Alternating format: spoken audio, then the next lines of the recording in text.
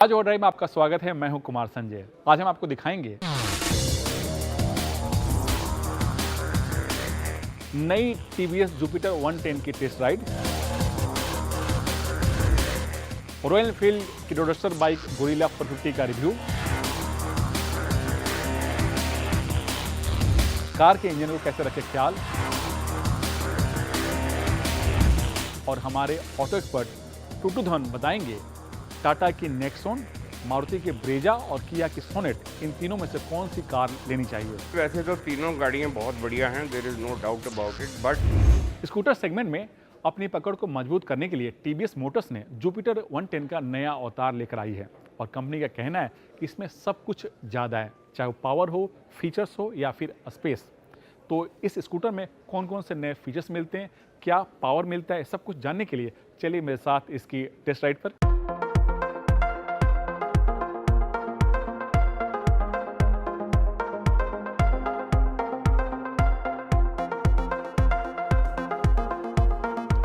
TVS का नया Jupiter जी है 2024 वाली आपके सामने है। नया इसलिए कि इसमें स्टाइलिंग, इसमें इंजन, इसमें फीचर्स सब कुछ नया है। सिर्फ नाम हटा दें, जी हाँ, ये जो जुपिटर नाम देख रहे हैं, अगर ये हटा दें तो ये टीवीएस के पोर्टफोलियो में पूरी तरह से नया स्कूटर है। और सबसे पहले बात कर लेते हैं इसकी स्टाइलिंग की। तो जो इसका स्टाइलिंग आप देख रहे हैं पूरी तरह से मॉडर्न है, और जो इसका क्लू है, जो टीवीएस का जो इलेक्ट्रिक स्कूटर है वहाँ से इसका क्लू लिया गया। इसी वजह से कई चीज़ें आपको सिमिलर आपको मिलेगा। पहली चीज़ जो इसका हेडलैम्प है, आपका टर्न इंडिकेटर है, डीआरएल है, जितने भी इसमें लैंप लगे हैं वो सब कुछ एलईडी है, लेकिन ये आपके टॉप वेरिएंट मिलेगा, बेस वेरिएंट में सब कुछ नहीं मिलेगा। इसमें आपको हेडलैम्प में एलईडी है, इसमें आपको आपका जो डीआरएल देख रहे हैं एलईडी है, जो आपका टर्न इंडिकेटर है वो भी एलईडी इस्तेमाल किया है। जैसे मैं अभी इसको टर्न करता हूँ तो इस तरह से आपको लाइट जलता है और इसमें हल्का सा एक बीप साउंड आपको सुनाई देगा। और दूसरी चीज़ जो इसका बॉडी है उससे मिक्स मेटल बोलते हैं, यानी इसमें मेटल और प्लास्टिक दोनों को मिक्स करके बनाया गया है। और जो मेटल है पहले से काफ़ी लाइट वेट है लेकिन काफ़ी मजबूत भी है। जैसे ये मेटल है, ये आपका प्लास्टिक है, ये आपका साइड का जो पैनल दिख रहे हैं ये आपका मेटल है, यानी कुछ मेटल कुछ प्लास्टिक मिलाकर इसे जुपिटर को बनाया गया।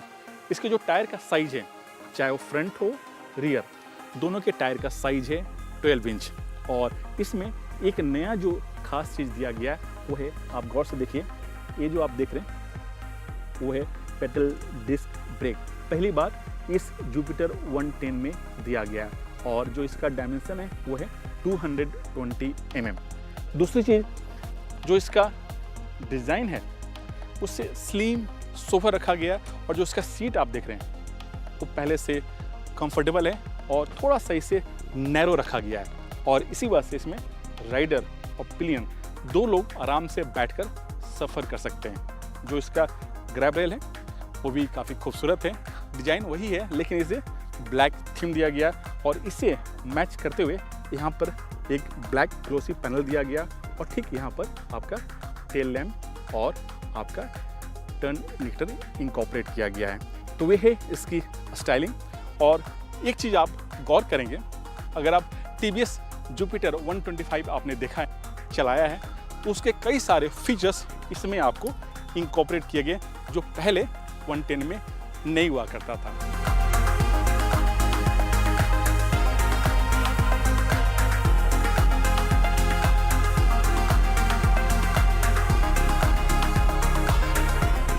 सीट के नीचे आपको बहुत सारा स्पेस मिलता है। जी हाँ, जो टीवीएस के जुपिटर 125 था उसका ही फीचर्स इसके अंदर इनकॉर्पोरेट किया गया। जी हाँ, सीट खोलना है, आप प्रेस कीजिए, ये सीट खुल गया और सीट खुलने के बाद यहाँ पर आप दो हेलमेट आराम से रख सकते हैं, लेकिन हेलमेट का साइज छोटा होना चाहिए। बड़े साइज का इसमें हेलमेट नहीं आ सकते हैं, दो सिंगल ही आएगा। और ये देखिए, एक पहला हेलमेट है, ये रहा दूसरा हेलमेट इसके अंदर रखा गया। और इसकी जो साइज है 33 लीटर है। इसमें एक कमी है कि इसमें कहीं भी आपको लाइट नहीं दिया गया, यानी आपको अंधेरे में थोड़ी सी दिक्कत हो सकती है। हो सकता है कंपनी आने वाले दिनों में इसमें लाइट का भी प्रोविज़न करे। लेकिन जो इसकी सीट हैं वो काफ़ी कंफर्टेबल हैं और जो इसके अंदर कुशनिंग दिया गया है, जो डेंसिटी है कुशन का, वो थोड़ा सा बेहतर है पहले के मुकाबले।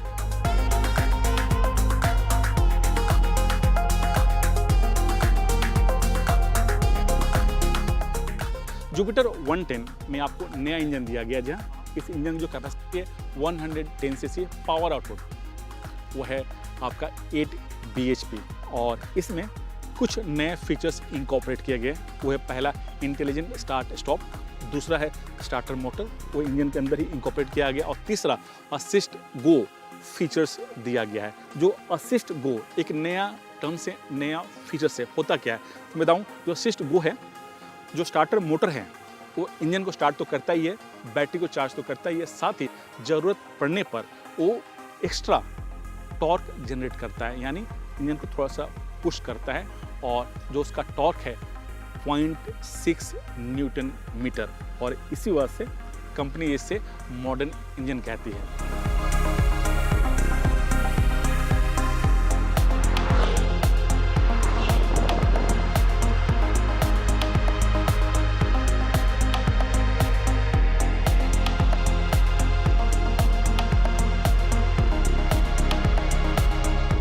नई जुपिटर 110 में एक नया फीचर्स इंकॉर्पोरेट किया गया, वो है फ्यूल टैंक। जी हाँ, पहले फ्यूल टैंक सीट के नीचे हुआ करता था और फ्यूल फिलर कैप नीचे हुआ करता था, लेकिन अब TBS जुपिटर 110 में फ्यूल फिलर कैप आपको सामने मिलता है। सेम जुपिटर 125 से बोरो किया गया वो फीचर्स, और जो फ्यूल टैंक वो है आपका यहाँ पर लेग के नीचे रखा गया है। और फ्यूल टैंक की जो कैपेसिटी है वो है आपका 5.1 लीटर, और रिजर्व आपका 1.2 लीटर में लग जाता है, और यहाँ पर आपको रेड लाइट जलना चालू हो जाता है। तो ये एक नया फीचर्स इस जुपिटर 110 में इंकॉर्पोरेट किया गया है।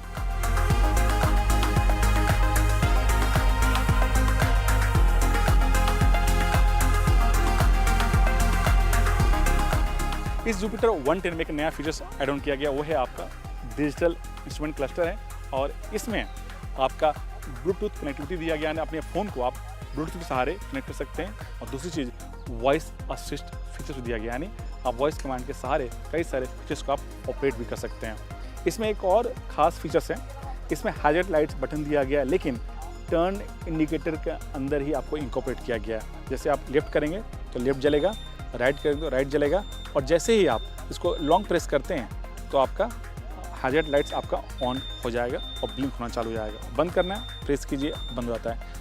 एक चीज़ और, अगर आप टर्न इंडिकेटर देख के भूल गए हैं तो कुछ समय के बाद ये ऑटोमेटिकली बंद भी हो जाता है। तो ये कुछ खास फीचर्स इसके अंदर इंकॉर्पोरेट किया गया है।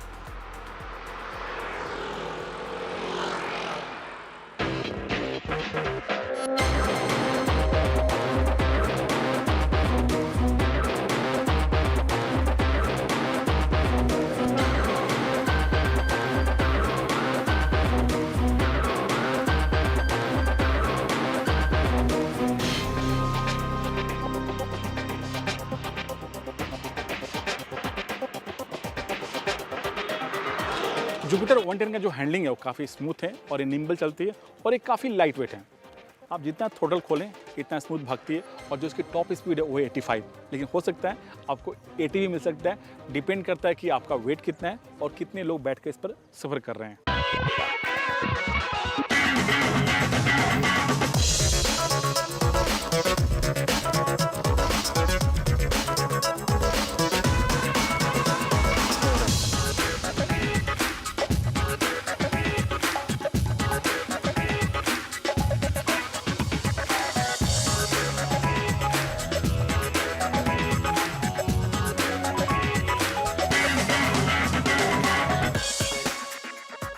जो कम्यूटर सेगमेंट के लोग हैं वो सबसे ज़्यादा जानना चाहते हैं कि माइलेज कितना है। तो कंपनी का दावा है कि पहले के मुकाबले 10% इसका माइलेज ज़्यादा है, लेकिन कंपनी ने अभी जो माइलेज के फिगर हैं वो आउट नहीं किए हैं। लेकिन माइलेज डिपेंड करता है कि आप स्कूटर को कैसे, किस हालात में और किस रोड कंडीशन में चलाते हैं।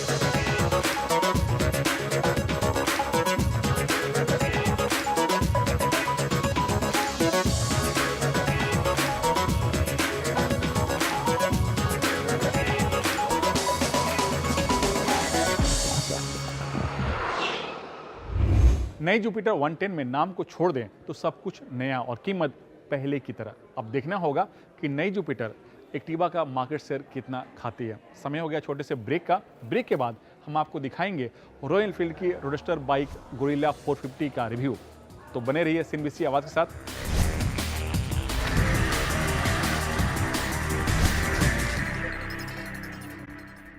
ने गोरिल्ला 450 को कुछ दिन पहले लेकर आई थी और कंपनी का कहना था कि ये रोडस्टर सेगमेंट में काफ़ी पावरफुल बाइक है और परफॉर्मेंस भी बाकी के मुकाबले काफ़ी बेस्ट है। लेकिन क्या सच में ऐसा है और क्या ये अर्बन मोबिलिटी के लिए बेस्ट बाइक है? जानने के लिए चलिए मेरे साथ इसकी राइड पर।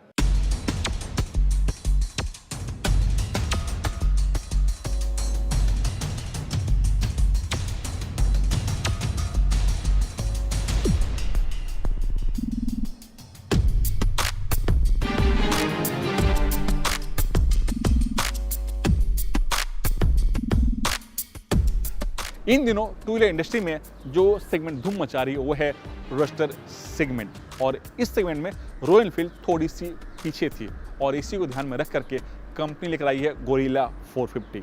ये बाइक आप देख रहे हैं, यही बाइक है और इस बाइक का जो फर्स्ट इंप्रेशन है मैं आपको दिखा चुका हूँ, लेकिन आज मैं आपको दिखाने वाला हूँ इसका एक्चुअल रिव्यू रोड पर। जी हाँ, ये बाइक सिटी में कैसे चलती है, क्योंकि ये रोडस्टर बाइक है, सिटी के लिए बनी है, अर्बन कम्यूट के लिए बनी है। और मैं बताऊं, ये जो गोरिल्ला 450 है इससे हिमालयन के बेस पर बनाया गया है, लेकिन परफॉर्मेंस के मामले में, प्राइसिंग के मामले में, फीचर्स के मामले में ये हिमालयन से बिल्कुल अलग है।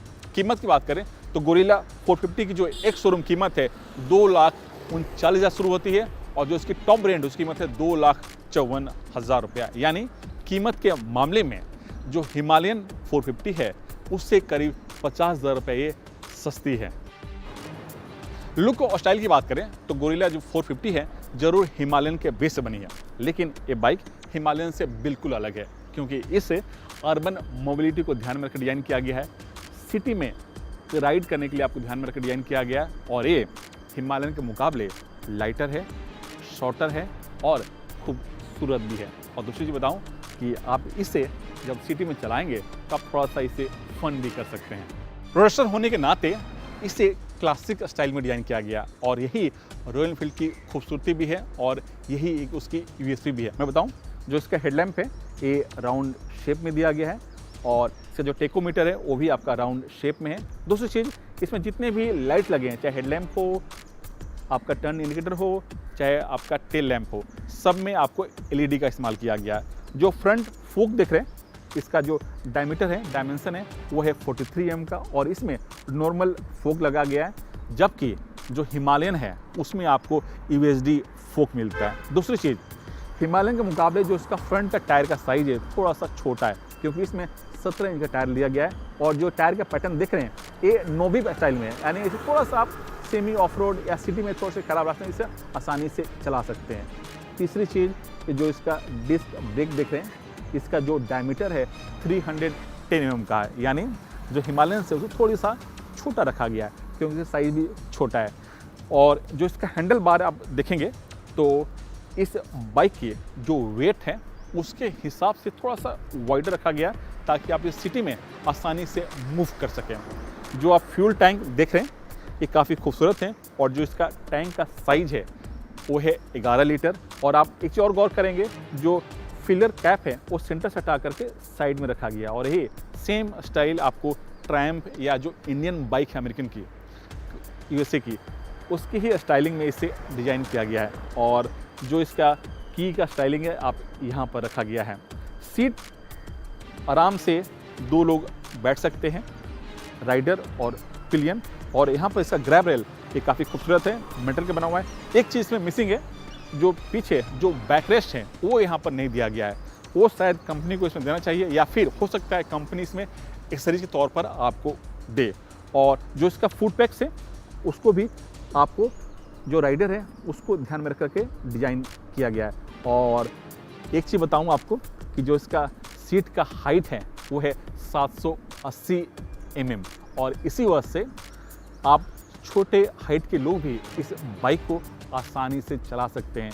और इसी खूबसूरती की वजह से, इसी फीचर्स की वजह से ये बाइक सबसे हॉट सेलिंग बाइक बनी हुई है रॉयल एनफील्ड की पोर्टफोलियो में।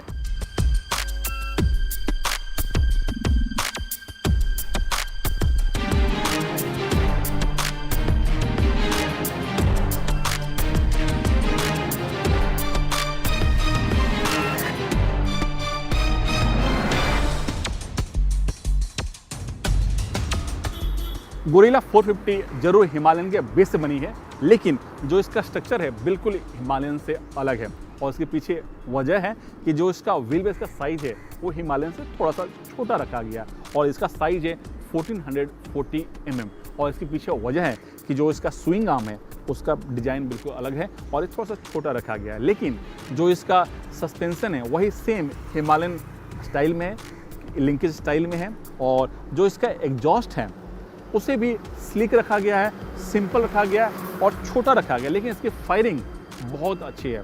तीसरी चीज़, जो इसका ग्राउंड क्लियरेंस है वो भी हिमालयन से कम है, क्योंकि इसका जो ग्राउंड क्लियरेंस है वो है 169 mm। इंजन की बात करें तो इस गोरिल्ला 450 में आपको सेम हिमालयन वाला ही इंजन है, कुछ भी बदलाव नहीं किया गया। जी हम single cylinder air cooled, capacity है 450 cc। जो इसका पावर आउटपुट है वो है 40 bhp और इंजन आप देख रहे हैं 6 स्पीड गियर के सहारे काम करता है और इसमें स्लिप असिस्ट क्लच भी दिया गया है। और इसकी जो परफॉर्मेंस है काफ़ी स्मूथ है, चाहे आप इसे स्लो स्पीड में चलाएं या फिर इसे आप टॉप स्पीड में चलाएं, दोनों जगह बाइक काफ़ी स्मूथ चलती है। और इस इंजन की एक और खासियत है वो है इसका जो माइलेज है वो काफ़ी बेहतर है अपने सेगमेंट में।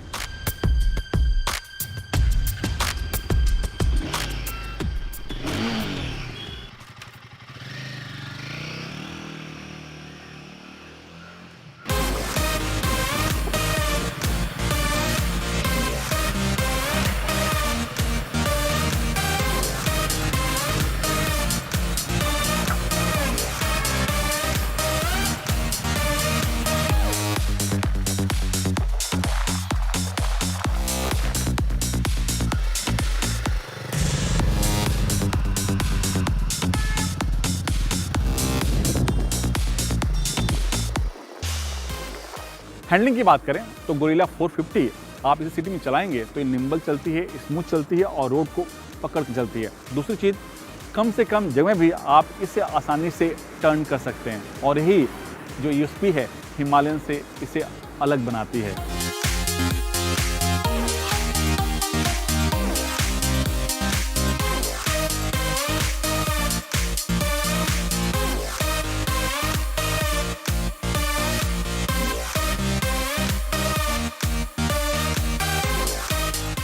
ब्रेकिंग सिस्टम की बात करें तो जो इसका ब्रेकिंग सिस्टम है काफ़ी बेहतर है और इसके पीछे दो वजह है। एक तो आपका ABS और दूसरा इसमें नॉबी स्टाइल वाले, नॉबी पैटर्न वाले इसमें टायर दिए गए हैं जिसका ग्रिप काफ़ी बेहतर है। आप जहाँ पे ब्रेक मारते हैं बाइक वहीं पर रुकती है। और मेरे ख्याल से इसमें एक चीज़ और होना चाहिए कि जो आपका क्लच लीवर और जो ब्रेक लीवर है वो भी एडजस्टेबल इसमें देना चाहिए था। गोरिल्ला 450 में आपको 2 राइड मोड मिलते हैं, लेकिन इसमें आप ABS को ऑफ नहीं कर सकते हैं। पहला है इको और दूसरा है परफॉर्मेंस। और जो उसका मोड का बटन है आपको यहाँ पर दिया गया है। ये जो बटन है आप गौर से देखिए, ठीक जो स्टार्ट बटन है उसके नीचे यहाँ पर एम लिखा हुआ और यही आपका मोड का बटन है और इसी सहारे आप इसे चेंज कर सकते हैं।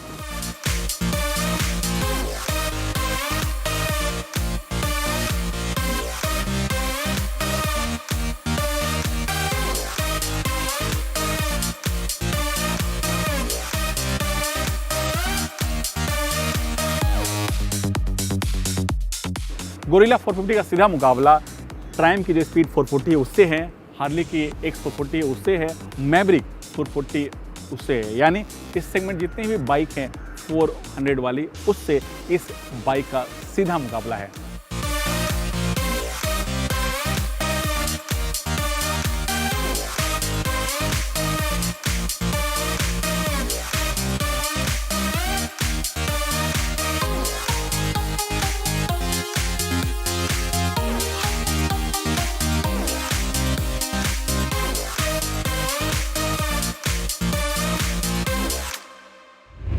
कार के इंजन को कैसे रखें स्मूथ ताकि सालों साल आपको बेहतर माइलेज के साथ परफॉर्मेंस भी बेहतर मिले, साथ ही आपको मेंटेनेंस भी कम हो।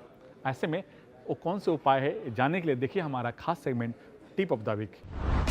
कंपनी की ओर से दिए गए समय पर इंजन ऑयल बदलवाना चाहिए। तय समय पर इंजन ऑयल चेंज नहीं करवाने से इंजन में खराबी आने का खतरा बन जाता है। साथ ही वक्त वक्त पर इंजन ऑयल चेंज नहीं करवाने से गाड़ी की वारंटी भी खत्म हो जाती है। इंजन ऑयल के साथ ऑयल फिल्टर भी बदलवाएं। जब भी आप इंजन ऑयल बदली करवाएं उसके साथ ऑयल फिल्टर को भी बदलवाएं। कई बार इंजन ऑयल तो चेंज होता है लेकिन ऑयल फिल्टर बदली नहीं होता। ऐसे में कचरे के पार्टिकल फिल्टर में रह जाते हैं जो इंजन को नुकसान पहुंचा सकते हैं। गाड़ी के मॉडल के हिसाब से ऑयल चुनें। गाड़ी के इंजन की परफॉर्मेंस, सुरक्षा और इंजन की लाइफ ऑयल पर निर्भर करती है। समय के साथ इंजन की तकनीक में बदलाव आया है। आज सभी ऑटो कंपनियां कार के इंजन की क्षमता के हिसाब से इंजन ऑयल तय करती हैं, जैसे पेट्रोल इंजन के लिए अलग और डीजल इंजन के लिए अलग। इसलिए जरूरी है कि कार कंपनी जो रिकमेंड करती है वही इंजन ऑयल डलवाया जाए। इंजन ऑयल की चिकनाहट चेक करवाते रहें। कार के लिए इंजन ऑयल खरीदते वक्त ये जरूर ध्यान रखें कि उसमें विस्कोसिटी यानी चिकनाहट कितनी है। ऑयल में विस्कोसिटी लेवल जितना ज्यादा होता है चिकनाहट भी उतनी ही ज्यादा होगी। अधिक तापमान होने की वजह से समय के साथ ऑयल अपनी चिकनाहट खो देता है, वहीं जलने के कारण ऑयल कम भी हो जाता है। इसके साथ लगातार इंजन के कई कंपोनेंट में घर्षण होने से ऑयल गंदा भी होता रहता है, जिससे चिकनाहट घट जाती है। इसलिए ऑयल की विस्कोसिटी को चेक कराते रहें। समय हो गया छोटे से ब्रेक के बाद हमारे ऑटो एक्सपर्ट टूटू धवन बताएंगे मारुति की ब्रेजा, टाटा की नेक्सॉन और किया की सोनेट, इन तीनों में से कौन सी गाड़ी लेनी चाहिए। साथ ही उन तमाम सवालों का जवाब देंगे जो आप हमें आवाज और ड्राइव के ऑफिशियल फेसबुक पेज पर पूछते हैं।